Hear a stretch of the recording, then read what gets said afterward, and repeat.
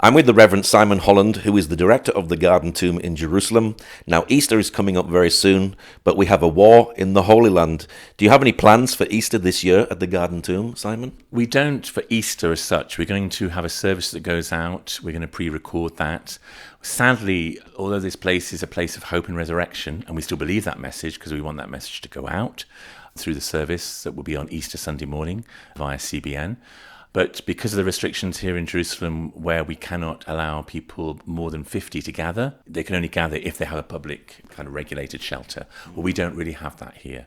So sadly, like in COVID, we're having to do it as it were. We'll still do the recording from here, the readings, the preaching, the band, everything, but we won't be able to allow people into it. Yeah. So luckily we've had over 2.5 years of war, and you have been able to do it during the war times, but this time, and again, so in code, so this isn't the first time this has happened like this? No, I mean, mainly like this, it happened in COVID, where obviously we couldn't have people come in at that time.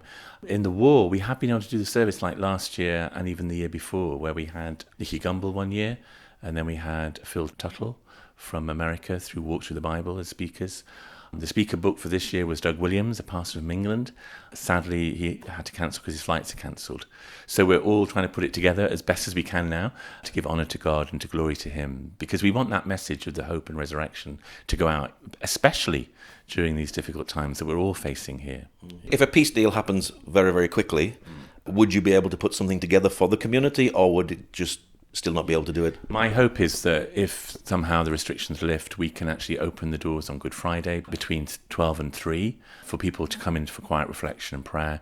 And then on Easter Sunday, we'd open from 7 till 10 to give a place for people to come for their worship, for their prayer, for their reflection on this amazing event of the death and resurrection of Jesus Christ. So that's my hope. That's what I'm aiming towards at the moment. We have no team here as such. We've had to sadly say goodbye to a large number of the team. We have most of the guides who come from overseas have all gone home via Jordan by Easter Sunday. So, but we will do what we can. You know, we want this to be a place where there's peace, worship, welcome, and hope.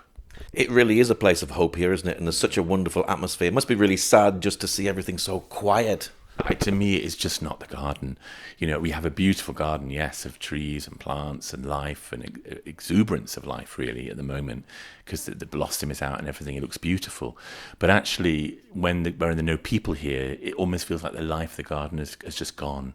And it's so quiet. And we miss that. We miss the worship of different nations from throughout the world coming and worshipping together in their own language and in the different little areas they meet in for communion and preaching after their tour is finished. Sadly, the garden has gone quiet. Yeah. Now, just before we've done this interview, the app on your phone went off. So what did you have to do? What happened? Yeah, well, we get mercifully a pre-warning of about 5 minutes to say there are missiles heading in your direction. So you have that time to gather yourself. If it's late at night, you have time to get dressed. And then we go down, pound our feet down the steps, along the pathways, and then we go into our make-do shelters here in the garden. For the resident team, it's like a little flat that doesn't have any windows or many windows in. If there are people in the garden, as we had this morning, a small group from Colombia suddenly turned up who'd come via Jordan. So they've gone to another chapel to keep safe. The main priority throughout all of this in the garden is we do want to worship, we do want to praise, but we also need to adhere to the law and to keep people safe during this time. We have had shrapnel fall quite close to the garden in the Old City and Sheikh Jarrah, very near to us, and we certainly heard it when it fell. So we have to take this seriously now, you know, as we always have in a way, but we have to find shelter, find cover. When the sirens go off, we have 1.5 minutes to get to that place. And then we wait, usually for around 10 minutes, or until we get this great message, the event has ended, which I always link into the event has ended at the cross, where Jesus says it's finished and we can begin again in the resurrected life of Christ. So, you know, all of this is worked together in some way that we keep safe, but our ultimate shelter is in God. Was there a boom in the sky? And I imagine the Iron Dome was doing its job. Yeah, the Iron Dome, it is an amazing defense mechanism, and all the different levels, from the David Sling to the new iron laser, all these kinds of defense mechanisms that Israel has against the missiles that come. So we're very thankful for that, but it is a very loud boom that you hear. And one evening we literally heard a missile flying overhead. You can hear the whistle of it I remember my mother talking about in the Second World War going by, and you have to run, basically. Yeah. Well. It must be very painful to see everything closed down over this time, and it must be exciting to see a tourist come in today as well. Yeah, we were quite surprised to just see this group turn up in a bus who've come via Jordan. They're determined to sort of just come to Jerusalem. A lot of it is closed, obviously, but when people have made that effort, we've just took them in, and obviously we've led them to shelter this morning when the alarm went off. But we're really grateful to see them, and it's just the many nations that come from all over the world here. It's just sad that that's suddenly cut short because there literally are no planes flying in and out of Tel Aviv at the moment. So we're not getting the normal pilgrims that would come in. In a good year, how many pilgrims do you actually get here visiting the Garden Tomb? Well, in a good year, it would be around 400,000 to 500,000 people. Wow. Last year, it was around 84,000 because obviously the war was still on then and people have lost confidence because it isn't an easy decision to make to come. We know in a way people will always come back to the Holy Land because it's where Jesus walked and people want to walk where he walked. Not in a romantic kind of way, but just to touch and connect in a very real way with the places that Jesus himself encountered. And hopefully that refreshes their encounter, which we find here at the Garden. From here at the Garden Tomb here in Jerusalem, the gospel goes out to the generations. So you tell the people here the gospel message and they can take it home with them. They do. And, we can't do Easter here, but wherever people are in the world today, they can share that Easter message, that death is defeated, that conflict doesn't win, and that life does conquer and love conquers all. It's such a great message to share during this time when it becomes very real that we're in touch with our mortality, that, sadly people have died in this land and in others, obviously, due to the conflict. But we have this message that death doesn't have the final word. And so, we share that with everybody who comes and we've done it since 1894 and we will keep doing it as long as we can. There are messages going out on Easter Sunday, I say, then we're following it with other Easter messages as the garden has to close, because we literally cannot open for safety reasons. It must be really sad for you as the director of the Garden Tomb that you have to let people go and, say, sorry, we can't give you any jobs at this time. It must be a real burden on your heart to actually have to do that. That's one of those painful experiences this war, is sitting in this very room with people saying, I'm sorry, but we cannot afford to keep you on anymore. For some, they get support from the government. For those who work in West Bank, there is no support. So that's been the most painful of all, because it not just affects them, but their families and sometimes other members of the family as well. We hope they will, come back one day, very soon. But until then, unfortunately, because the garden doesn't charge people to come in, it's free. The message of the gospel is free. So we just rely on the donations of people coming in. So when the people stop coming in, the donations stop coming in, and therefore we don't have the resources. People have been incredibly generous, and we're so thankful for that. But even now, we're finding that the resources that were given in the past are beginning to not evaporate as such, but they're just not there in the same way. We tried to keep the team for the 2.5 years through the war, and we've been very successful at that through as I say, the generous donations of other people. But sadly, just at this point, it's become too difficult.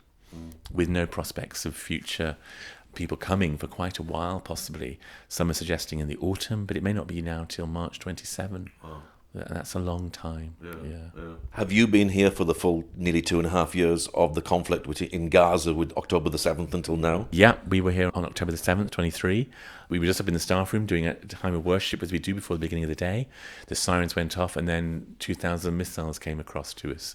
So we were very painfully aware of that. And it's almost a repeat of that going on now in one sense. And, there have been times where we've had to go back to where I live in England, but most of the time my wife and I have been here along with the team, who in a sense don't have a choice to leave, so we are with them. Can there be peace in this beautiful garden when the sirens are blaring and there's booms overhead and going into the bomb shelter? Can there still be peace here, peace in people's hearts at this time? I believe that very much so, that's the whole point for me of Jesus, who stood and calmed the storm when the wind and waves are blowing hard, as they are at the moment. He does speak peace, and it's not a sort of a glassy calm of peace. It's a much deeper peace that holds us through this storm as we experience really the peace of God that does pass understanding. You wouldn't think we would feel it, And a lot of the time here, life does go on in normal in a way. People still go to the shops, get their food, and life is in a sense normal. And there are just these sort of pockets where suddenly we have to stop being normal and attend to what's happening, the attack that's happening to us. And then we emerge from the shelters, and we see the blossom, we hear the bird song, and we breathe, and we begin to live again.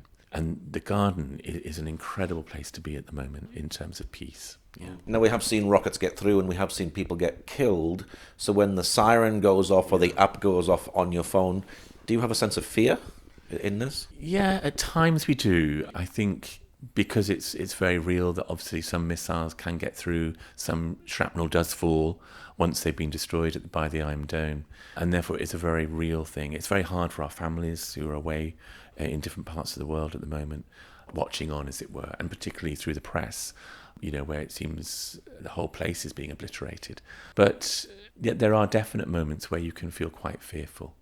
And not just for yourself, but actually for where you hear things land or you hear things, very loudly blow up around you. And who is that affecting?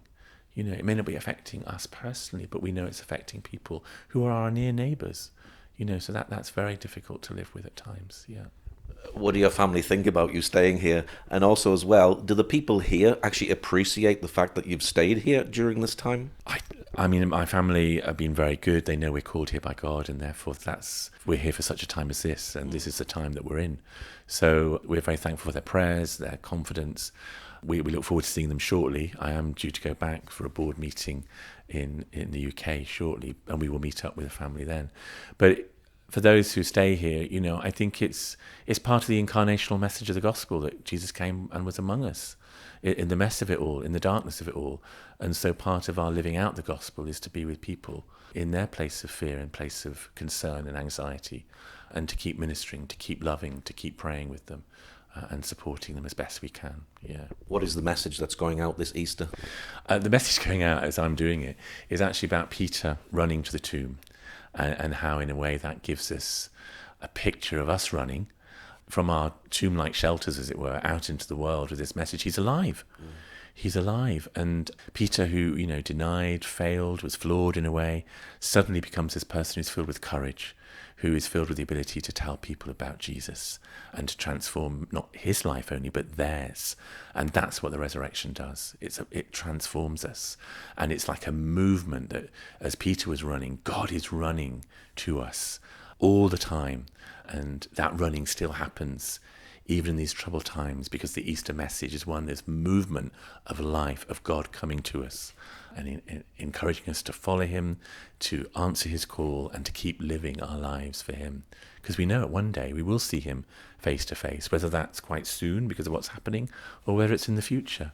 But that is the most secure thing that we have in the garden at the moment. It's obviously very difficult to get here at the moment, so can people go onto your website and have a virtual tour while they're waiting for their tour to actually happen? Yeah, they can. They can do that. They can click on www.gardentomb.com and they'll find Caesar, our head guide, takes them round the garden, and it's a beautiful experience. It's not the same as being here, I want to add that. But obviously it will be part of that. And you can, go onto our website and find the services on Easter Sunday that will beam out across the world. Last year, I think we reached about 300,000 people. So that's, again, a great thing that we have here too, in the media days we live in, as we all got used to in COVID and now in this war, that we can still communicate this amazing message that God is for us, who can be against us. So remind us again of your website address for people who'd like to watch the service on Easter Sunday from the Garden Tomb. It's www.gardentomb.com. Well, Simon, thank you very much for sharing today. Thank you, Paul. It's great to see you again.